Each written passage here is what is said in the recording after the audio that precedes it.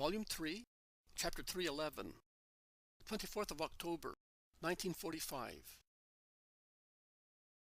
John of Endor will have to go to Antioch. End of the second year. It is a wet winter morning. Jesus is already up and is busy in his workshop.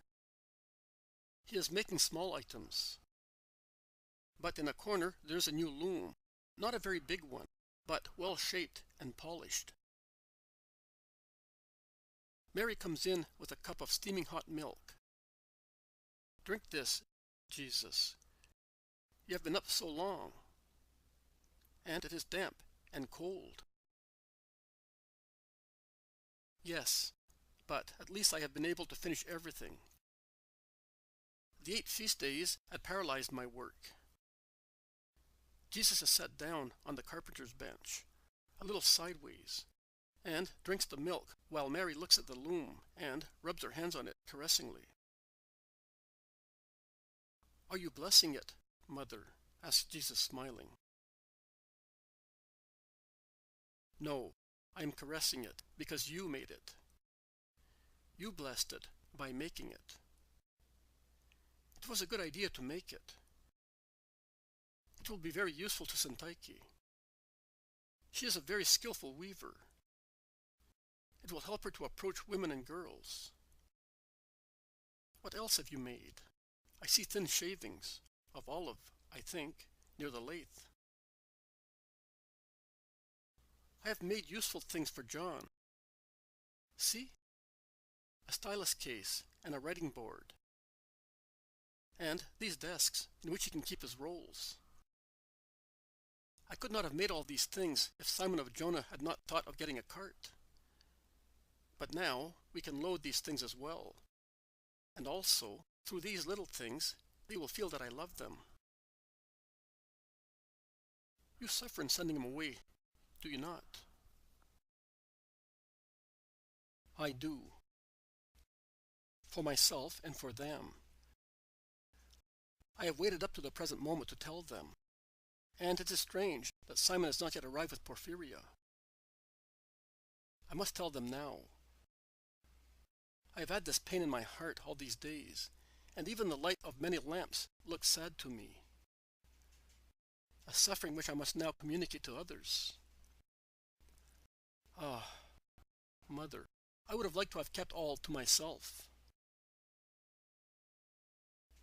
"My good son." Mary caresses his hand to comfort him. There is silence. Then Jesus resumes speaking. "Is John up?" "Yes. I heard him cough. He is perhaps in the kitchen taking his milk. Poor John." Tears stream down Mary's cheeks. Jesus stands up. "I am going. I must go and tell him. It will be easier with Syntyche. But with him. Mother, go to Margim, wake him up, and pray while I speak to that man. I feel as if I had to rummage in his bowels. I may kill or paralyze his spiritual vitality. How painful, Father. I am going, and he is really depressed when he goes out." He walks the few steps which separate him from John's room, which is the same one where Jonah died, that is, Joseph's room. He meets Syntyche, who is coming in with a faggot from the stone oven, and who greets him, completely unaware of the situation. Although engrossed in thought, he replies to the Greek woman's salutation, and stops to look at a bed of lilies, which are beginning to show a tiny tuft of leaves. But I am not sure that he really sees them. He then makes up his mind. He turns round and knocks at John's door, who opens, and whose face brightens on seeing Jesus coming to him. "May I come in for a moment?" asks Jesus. "Oh, Master, of course. I was writing what you said last night on prudence and obedience. I think you had better have a look at it, because I do not think that I remember everything on prudence. Jesus has entered the little room, which has already been tidied up, and in which they have put a small table for the convenience of the old master. Jesus bends over the parchments and reads. Very well. You have repeated it very well. Here, see? I thought this sentence was not quite correct. You always say that it is not necessary to be solicitous about tomorrow and one's body. Now, I thought that it was wrong to say that prudence, also with regard to things concerning tomorrow, is a virtue. An error of mine, of course. No, you are not wrong. That is exactly what I said. The exaggerated and fearful anxiety of a selfish person is different from the prudent care of a just person. It is sinful to be avaricious for the future, which, perhaps, we shall never see. But it is not sinful to be thrifty to secure a piece of bread, also for one's relatives, when there is a shortage. The selfish care of one's body is sinful, when a person demands that all those around him should worry about him, and avoids all work or sacrifice lest his body should suffer. But it is not sinful to preserve it from wasteful diseases, the result of imprudent behavior, which diseases are a burden for relatives and a loss of profitable work for ourselves. Life is given by God. It is a gift of His. Consequently, we must make a holy use of it, without being imprudent or selfish. See? At times prudence suggests actions, which foolish people may consider cowardly or inconstant, whereas they are the result of holy prudence in the light of new events, which have occurred. For instance, if I sent you now right in the middle of people who might do you harm, for instance your wife's relatives, or the watchmen of the mines where you worked, would I do a good or a bad thing? I would not like pass judgment on you, but I would say that it would be better to send me elsewhere, where there is no danger of my little virtue being put to too hard a test. There you are. You would judge wisely and prudently. That is why I would never send you to Bithynia or Mysia, where you have already been. Neither would I send you to Sintium, although you have a spiritual desire to go there. Your spirit might be overwhelmed by much human harshness and might fall back. Prudence therefore teaches me not to send you where you would be valueless, whereas I could send you elsewhere with a good profit for me, for the souls of your neighbors and your own. Is that not right? As John is completely unaware of what his destiny has in store for him, he does not catch Jesus' allusions to the possibility of a mission outside Palestine. Jesus scans his face and sees that he is calm, completely happy to listen to him, and quick in replying. Of course, Master, I would be more useful elsewhere. When some days ago I said, I would like to go among the Gentiles to set a good example where I set a bad one, I reproached myself saying, among the Gentiles, yes, because you are not biased as the Israelites. But not at Sintium, nor on the desolate mountains, where I lived as a convict and like a wolf in the lead mines and in the quarries of precious marbles. Not even for the sake of a perfect sacrifice could you go there. Your heart would be upset by recollections of cruelty, and if they recognized you, even if they did not act cruelly against you, they would say, "Be quiet, murderer. We cannot listen to you, so it would be quite useless to go there." That is what I said to myself. And I was right. You can therefore see that you possess prudence. I possess it, too. That is why I took you away from the hard work of apostolate, as is practiced by the others, and I brought you here to rest and be in peace. Oh, yes. How peaceful it is. If I lived here for 100 years, it would still be the same. It is a supernatural peace. and if I went away, I would take it with me. I will take it also to the next life. Recollections may still stir my heart, and offenses may make me suffer, because I am a man. But I will never be able to hate again, because hatred has been sterilized here for good, as far as its most remote ramifications. And I no longer have an aversion to women, whom I consider the filthiest and meanest animals on the earth. Your mother is out of the question. I venerated her from the first moment I saw her, because I felt that she was different from all women. She is the perfume of woman, but the perfume of holy woman. Who does not love the scent of the purest flowers? But also the other women, the good women disciples, loving and patient under their sorrowful burdens, like Mary Clopas and Elisa, generous like Mary of Magdala, so complete in her change of life, kind and pure like Martha and Joanna, dignified, intelligent, thoughtful and upright, like Syntyche, have reconciled me with women. Syntyche, I admit it, is the one I like best. Affinity of mind and of circumstances make her dear to me. She was a slave, I a convict, and that allows me to be on familiar terms with her, which the difference with the others forbids. She is peace and tranquility to me. I could not tell you exactly what she means to me, and what I consider her. As I am old compared to her, I see her as a daughter, the wise and studious daughter I would have liked to have. But I, a sick man whom she cures with so much love, a sad and solitary man who has grieved for and regretted his mother throughout his life, and has sought a mother in every woman, without ever finding one, I now see my dream becoming true in her, and I feel the dew of motherly love descend upon my tired head and upon my soul while I am going towards my death. You can see that, as I perceive in Syntyche the soul of a daughter and of a mother, I see in her the perfection of womanhood, and for her sake I forgive all evil I received from women.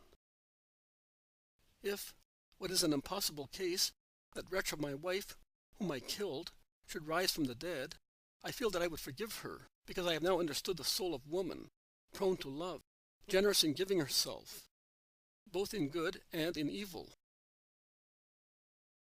I am glad that you have found all that in Syntyche. She will be a good companion to you for the rest of your days, and you will do much good together, because I will associate you. Jesus scans at John once again, but there is no sign of roused attention in the disciple, although he is not a superficial person. Which divine mercy conceals his sentence until the crucial moment? I do not know. I know that John smiles, saying, "We shall endeavor to serve you to the best of our ability." Yes, and I am sure that you will do so, without discussing the work or the place, which I will allot to you, even if it should not be what you wish. John has a first inkling of what awaits him. His countenance and color change. He becomes grave and pale, and his only eye stares attentively and inquisitively at the face of Jesus, who continues, "Do you remember, John, when I said to you to dispel your doubts about God's forgiveness? To let you understand mercy, I will employ you in special merciful deeds, and I will apply to you the parables of mercy." Yes, and you did. You have convinced me, and you have granted me the possibility to do deeds of mercy, and I would say, the most delicate ones, such as giving alms and teaching a boy, a Philistine, and a Greek woman. That made it clear to me that God was aware of my true repentance, and thus he entrusted me with innocent souls, or the souls of converts, that I might perfect them. Jesus embraces John, and draws him close to his side, as he is wont to do with the other John, and, turning pale, because of the grief he has to cause, he says, "Also now, God is going to entrust a delicate holy task to you, a task of predilection. Only you who are generous, unreserved, and unbiased, wise, and above all, I have offered yourself to all renunciations and penitence to expiate the remaining purgation and debt you still had with God. Only you can do it. Anybody else would refuse, and quite rightly, because he would be lacking the necessary requisites. Not one of my apostles possesses what you have, to go and preach the ways of the Lord. Further, your name is John. You will be a precursor of my doctrine. You will prepare the way for your master. Nay, you will act in the place of your master, who cannot go so far. John starts and endeavors to free himself from Jesus' arm in order to look at him in the face, but he is not successful, because Jesus' hold is kind but authoritative, while his lips give the final blow. He cannot go so far as Syria, as far as Antioch. Lord, shouts John, freeing himself with violence from Jesus' embrace. Lord, to Antioch? Tell me that I have misunderstood you. Tell me, please. He is standing. His whole attitude is a supplication. His only eye, his face which has turned ashen gray, his trembling lips, his outstretched shaking hands, his lowered head, which seems to be burdened by the news. But Jesus cannot say, "You have misunderstood." He opens his arms, standing up to receive the old teacher on his heart, and he opens his lips to confirm, yes, to Antioch, to a house of Lazaruses, with Syntyche. You shall leave tomorrow or the day after. John's desolation is really heartrending. He half frees himself from the embrace, and face to face, with his thin cheeks wet with tears, he cries, "Oh, you do not want me any longer. And what have I offended you, my Lord?" He gets free of Jesus' grasp and throws himself on the table, in an outburst of heart-rending sobs, interrupted by fits of coughing, insensible to Jesus' caresses, and he moans, "You are driving me away. You are rejecting me. I will never see you again." Jesus is clearly grieved, and he prays. He then goes out slowly and sees Mary with Marjam at the kitchen door. The boy is frightened by John's weeping. A little farther away, there is Syntyche, who is also astonished. "Mother, come here a moment." Mary goes at once. She is pale. They go in together. Mary bends over the weeping man as if he were a poor boy, saying, "Good, be good, poor son of mine. Do not weep like that. You will hurt yourself." John raises his convulsed face and shouts, "He is sending me away.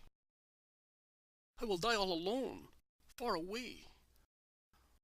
Oh, you might have waited a few months and let me die here. Why this punishment? And what have I sinned? Have I troubled you? Why give me all this peace, and then... He collapses once again on the table, weeping louder, panting. Jesus lays a hand on his lean, trembling shoulders, saying, "And can you possibly believe that if I could have, I would not have kept you here? Oh, John, there are dreadful necessities on the way of the Lord, and I am the first to suffer thereby, as I have to bear my sorrow and the sorrow of the whole world. Look at me, John. See whether my face is the face of one who hates you and is tired of you. Come here, in my arms, and feel how my heart is throbbing with grief. Understand me, John. Do not misunderstand me. This is the last expiation God imposes on you, to open the gates of heaven to you. Listen." And he lifts him up and holds him in his arms. "Listen. Mother, go out for a moment. Listen now, that we are alone. You know who I am. Do you firmly believe that I am the Redeemer? Of course I do. That is why I wanted to stay with you, for good, until death. Death. My death will be a dreadful one. Mine, I mean. My death. Yours will be placid, comforted by my presence, which will instill the certainty of God's love into you, and consoled by the love of Syntyche, as well as by the joy of having prepared the triumph of the gospel in Antioch. But mine. You would see my body reduced to a mass of flesh covered with wounds, covered with spittle, outraged, abandoned to an enraged crowd, put to death hanging from a cross like a criminal. Could you bear all that? John, who, at each detail of how Jesus will be dealt with during his passion, has groaned. No, no, shouts a sharp no, and adds, I would begin to hate mankind again. But I will be dead, because you are so young, and I will see but one more dedication. John looks at him, struck with terror. I told you secretly to let you know that that is one of the reasons why I am sending you away. But you will not be the only one.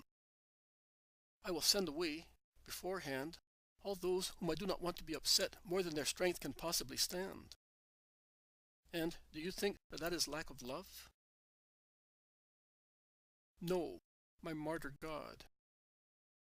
But I have to leave you, and I will die far away from you.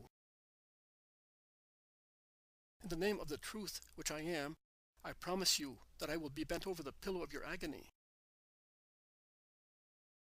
How can that be, if I am so far away, and you say that you cannot come so far? You say that to make my departure less sad.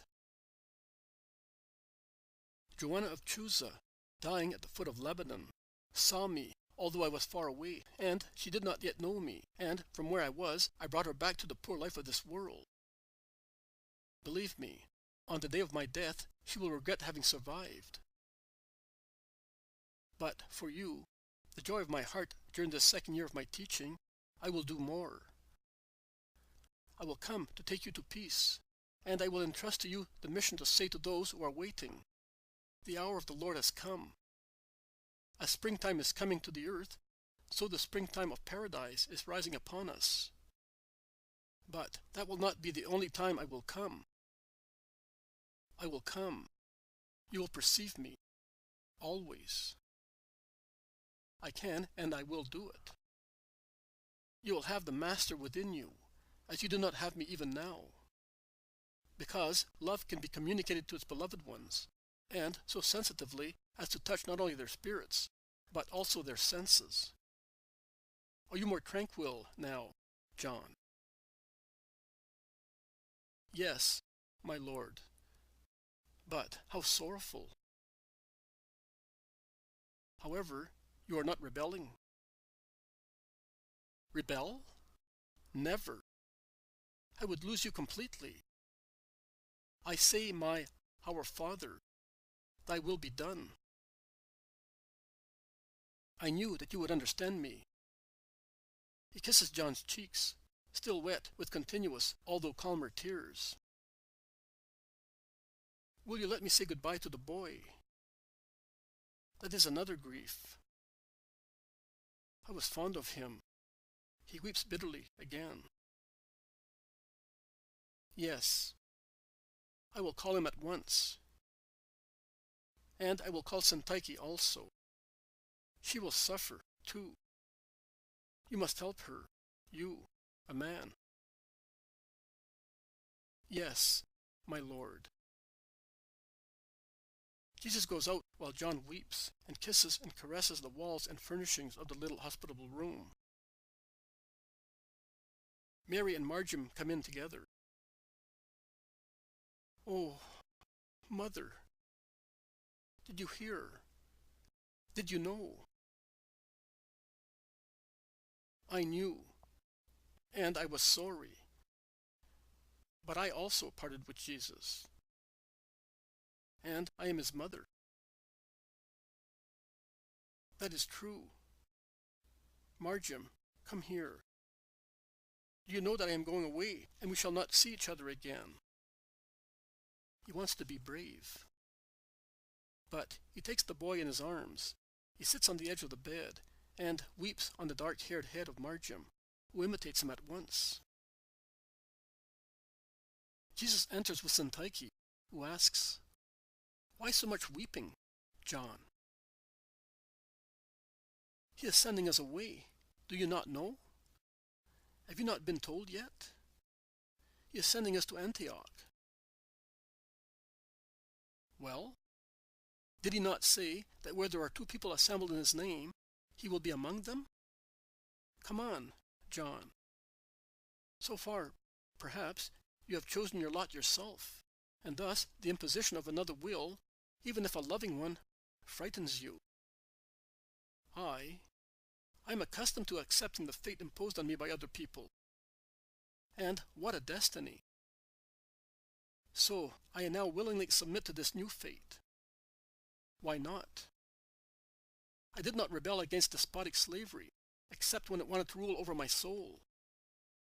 And should I now rebel against this sweet slavery of love, which does not injure, but elevates our souls and bestows on us the honor of being his servants?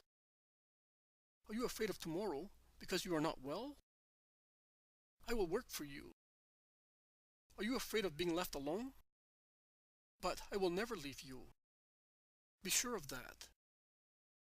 I have no other aim in life but to love God and my neighbor. And you are the neighbor whom God entrusts to me. Consider, therefore, whether you are dear to me. You need not work to live, because you will be in Lazarus' house. But I advise you to make use of teaching as a means of approaching people. You, John, as a teacher, and you, Syntyche, with needlework. It will be useful to your apostolate and will give a name to your daily life." "It will be done, Lord," replies Syntyche resolutely. John is holding the boy in his arms and is weeping quietly. Marjam is caressing him. "Will you remember me?" "I will, John, always, and I will pray for you." "Nay, wait a moment." He runs out. Syntyche asks, "How shall we go to Antioch?" "By sea."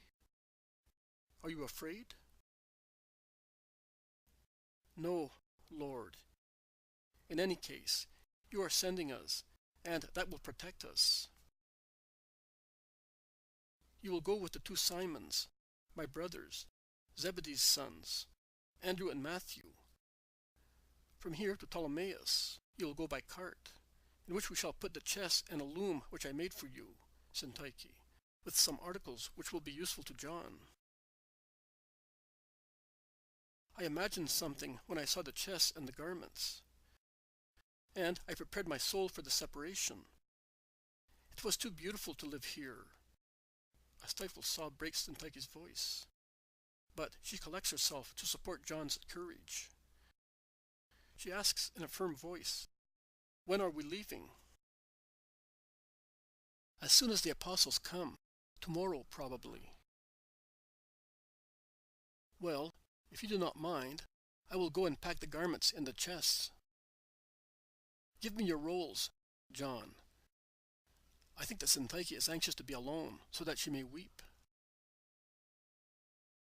John replies, "Take them, but give me that roll tied with a blue ribbon."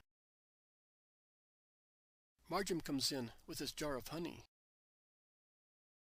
"Here, John, take it. You will eat it in my place." "No, my child." "Why?" "Because Jesus has said that a spoonful of honey offered as a sacrifice can give peace and hope to an afflicted soul. You are afflicted. I am giving you all the honey that you may be completely comforted." But it is too big a sacrifice for you, boy. Oh, no. In Jesus' prayer we say, lead us not into temptation, but deliver us from evil. This jar was a temptation to me, and might have been an evil, because it might have made me infringe my vow. Now I will not see it any more, and it is easier, and I am sure that God will help you, because of this new sacrifice.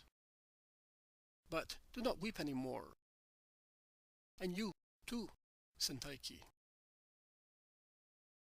In fact, the Greek woman is now weeping, noiselessly, while taking John's rolls. And Margium caresses them in turn, with a keen desire to weep himself. Syntyche goes out laden with rolls, and Mary follows her with a jar of honey. John is left with Jesus, who is set beside him, and with the boy in his arms. He is calm, but depressed. Put your last writing in the roll, suggests Jesus. I think that you want to give it to Margium. Yes, I have a copy for myself. Here, boy. These are the words of the Master, the words he spoke when you were not here, and others as well. I wanted to continue copying them for you, because you have a whole life in front of you, and goodness knows how much you will evangelize. But I cannot do it any more. Now it is I who will be left without words. And he begins to weep bitterly once again. Margium is kind and virile in his new gesture. He throws his arms around John's neck and says, I will write them for you now, and I will send them to you. Is that right, Master? It can be done, can it not? Of course it can, and it will be great charity to do so. I will do it. And when I am not there, Simon Zealot will do it. He loves me, and he loves you, and he will do it out of charity. So do not weep any more, and I will come to see you. You will certainly not go very far. Oh, how far? Hundreds of miles. And I will die soon. The boy is disappointed and downhearted. But he collects himself with the beautiful serenity of a child who thinks everything is easy. If you can go there, so I can come with my father. And we will write to each other. When one reads the Holy Scriptures, it is like being with God, isn't it? So, when we read a letter, it is like being with the person we love and who wrote it. Come on, let us go into the next room. Come with me. Yes, let us go, John. My brothers will soon be here with a zealot. I sent for them. Do they know? Not yet. I am waiting to tell them until they are all here. All right, my lord. Let us go. The old man who leaves Joseph's room is really bent with age, and he seems to be saying goodbye to every stem, to every trunk, to the fountain and the grotto, while going towards the workshop where Mary and Syntyche are silently laying things and garments in the chests. And Simon, Judas, and James find them thus, silent and sad. They watch them, but ask no questions, and I wonder whether they realize the truth. Jesus says, to give the readers a clear indication, I had indicated the place of John's prison expiation, with the name now in use. Someone is objecting to this. So I will now clarify the matter. Bithynia and Mysia, for those who want the ancient names. But this is the gospel for simple people and little ones, not for doctors, the majority of whom it is unacceptable and useless. And simple people and the little ones understand Anatolia better than Bithynia or Mysia. Is that not right, little John, who are weeping over John of Endor's grief? But there are so many Johns of Endor in the world. There are the forlorn brothers for whom I made you suffer last year.